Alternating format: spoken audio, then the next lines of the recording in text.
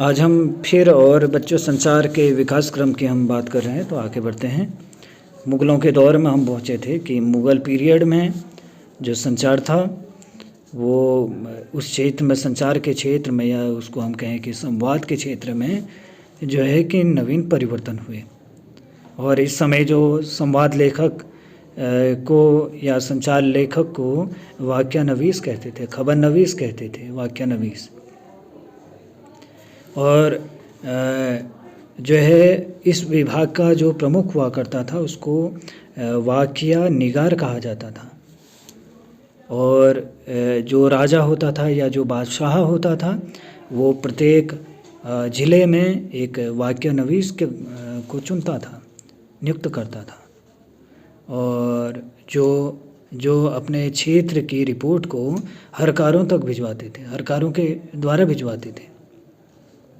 और जिसके बाद उस राज्य के लिए या उस क्षेत्र के लिए जो है उस निर्णय के आधार पर या उस रिपोर्ट के आधार पर निर्णय लिए जाते थे और नीतियों का निर्धारण होता था। फिर जब हम मोहम्मद बिन तुगलक जब आया, उसके शासनकाल में जब हम देखते हैं तो जो डाक प्रचलन, डाक व्यवस्था जो है हमारे सामने आती है। मुग़ल काल में भारत के दैनिक समाचार जो बुलेटिन थे वो निकाले जाने लगे और इसके प्रमाण भी मिलते हैं। लंदन की रॉयल एशियाटिक सोसाइटी में भी जो है इनका संकलन मिलता है।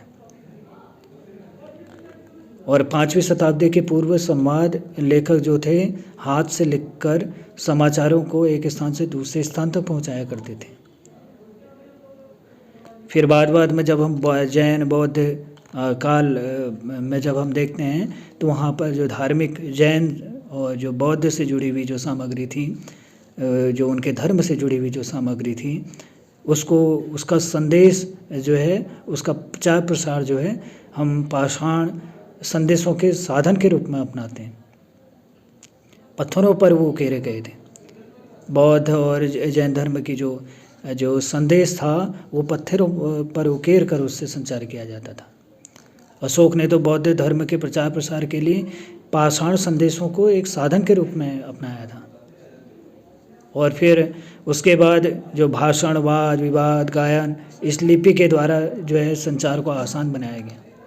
और जितने भी जो उस समय कथाएँ विद्यमान थी, राम कथाएँ, कृष्ण कथाएँ, भागवत कथाएँ, देवी कथाएँ, चालीसाएँ, है ना, तोता मैना, हीर रांझा की जो कथाएँ हैं वो सब के सब जो है इसी जो पाषाण संदेश था इसी के माध्यम से वो लोगों तक पहुंचाया गया।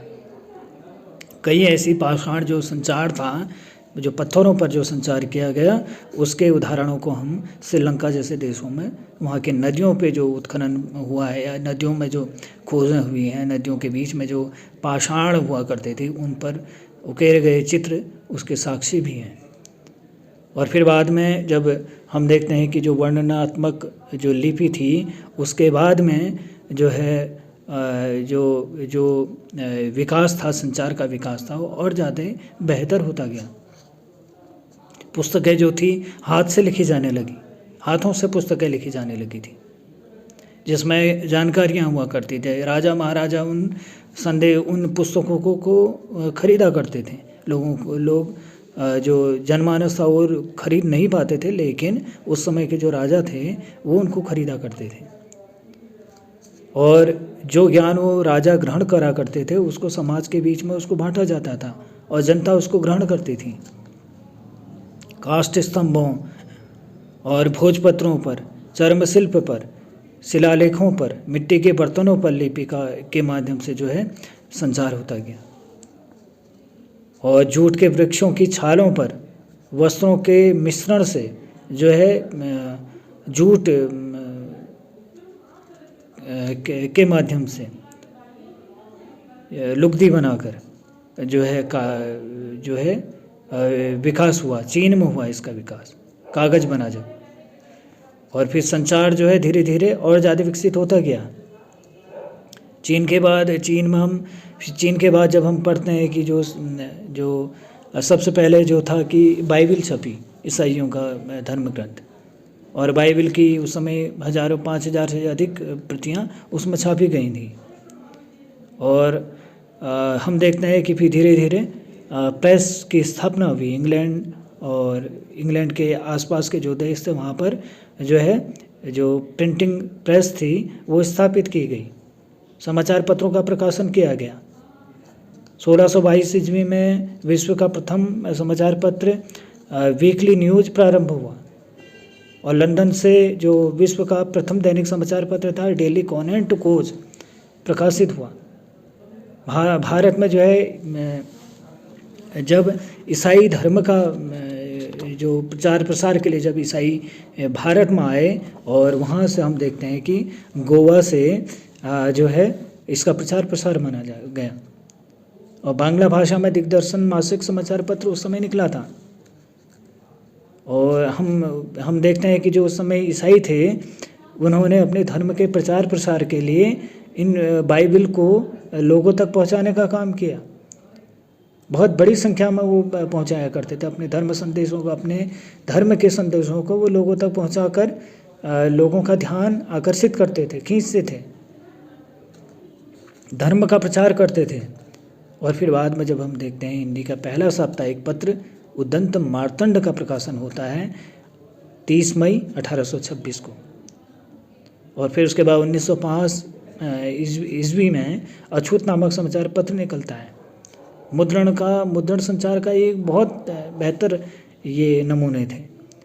और फिर उसके बाद जब मुद्रण जो संचार था या मुद्रण प्रिंटिंग प्रेस का जो विकास होता गया तो उसके बाद पंपलेट, पुस्तकें, मैगजीन्स, समाचार पत्र, हैंडबिल, पोस्टर आदि समाचार ये जो थी सस्ती दर पर छपने लगी। लकड़ी के टाइप हुआ करते थे और सिक्कों के टाइप हुआ करते थे। छपाई शुरू हुई, मशीनों का प्रयोग होने लगा। लेटर प्रेस से ऑफसेट मशीन के इस युग में हम आ चुके हैं। उस समय जो है कि प्रिंटिंग प्रेस कम प्रेस से निकाला करती थी, लेकिन आज कुछ ही मिनटों में हम सैकड़ों पृष्ठों को या सैकड़ों पन्नों को प्रिंट होकर अपने सामने देख लेते हैं। और फिर अब तो ये है कि कंप्यूटर के माध्यम से कंप्यूटर पर एक कमांड देने से पूरी प्रिंटिंग हो जाती है, इतना आसान बन गया है। और तो इस तरीके से हम देखते हैं कि जो मुद्रण माध्यम का जो विकास हुआ है वो एक बेहतर तरीके से हुआ है। और आज के समय में जब हम प्रिंटिंग प्रेस की बात करते हैं तो हमें लिथोग्राफिक प्रिंटिंग प्रेस या ऑफसेट प्रिंटिंग प्रेस, ये तमाम जितने जो प्रिंटिंग प्रेस हैं इसके हम रूप जो इसके विकास क्रम को देखते हैं। लेजर प्रिंटर है, कई पृष्ठ निकाल देता है, कई पेज निकाल देता है। हमारे सामने जो है संचार इनसे आसान हुआ है, धड़ाधड़ जो है हमारे सामने की पुस्तकें छप कर आ रही हैं। लोग उन पुस्तकों से ज्ञान ग्रहण कर रहे हैं। लोग जो धर्म शास्त्री या जो धर्म पंडित लोग हैं जो वो अपने धर्म का प्रचार कर रहे हैं, वो संचार कर रहे हैं, अपनी बात को पहुंचाने का काम कर रहे हैं। तो हम देखते हैं कि बच्चों संचार जो का विकास जब मुद्रण माध्यम के सहारे किया गया तो आज हम उस स्थिति पर जा पहुँचे हैं जहाँ पर प्रिंटिंग प्रेस अपने उच्च शिखर पर है। आज बड़े से बड़े पन्नों को, बड़े से बड़े मैटर को हम आसानी से छपा ले रहे हैं। आज पोस्टर हमारे सामने, बड़े बड़े से पोस्टर हम छपा ले रहे हैं। ये किसके कारण हुआ है? ये उसी जो मुद्रण मीडिया था, जो मुद्रण माध्यम था, उसके आविष्कार के बाद हुआ है। तो ये बच्चों अब हम जो आगे वाली जो जानकारियां हैं उसमें हम टेलीफोन के विकास और टेलीविज़न के विकास के संबंध में और रेडियो के विकास के संबंध में बात करेंगे। संचार अपने भावों को दूसरे तक पहुंचाने का की प्रक्रिया है। संचार में हम बातों को दूसरे तक कहते हैं। तो इस तरीके से हम देख रहे हैं कि संचार का विकास होता गया है। संचार हमारे सामने विद्यमान है, एक प्रोसेस के तौर पे, एक प्रक्रिया के तौर पे हमारे सामने विकास जो है, ये संचार जो है विद्यमान है।